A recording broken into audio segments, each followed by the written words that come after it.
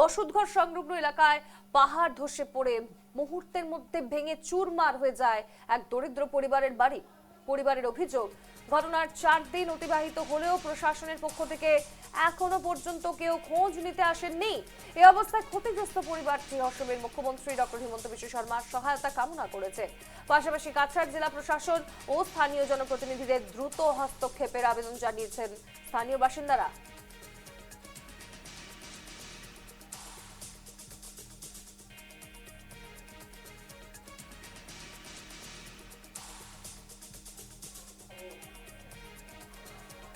হঠাৎ করে খুব বেশি বৃষ্টি দিছে আর 5টার সময়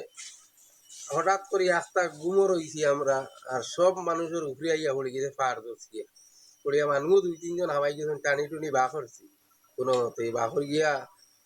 ও উদ্ধার করিয়া মোটামুটি মানুষ এক সাইড লইছি লওয়ার পরে এখন মাঠিয়ে পুরা গড় ভর্তি উগাইবারও দেখা নাই দেখো আপনারা তোরা দেখিয়া তোরা আমরা সহযোগিতা করবা আপনারা ফাটবার আর এমএলএ সাহেব ও মেম্বার প্রেসিডেন্ট যত আসুন সারারে আর কি কইয়ার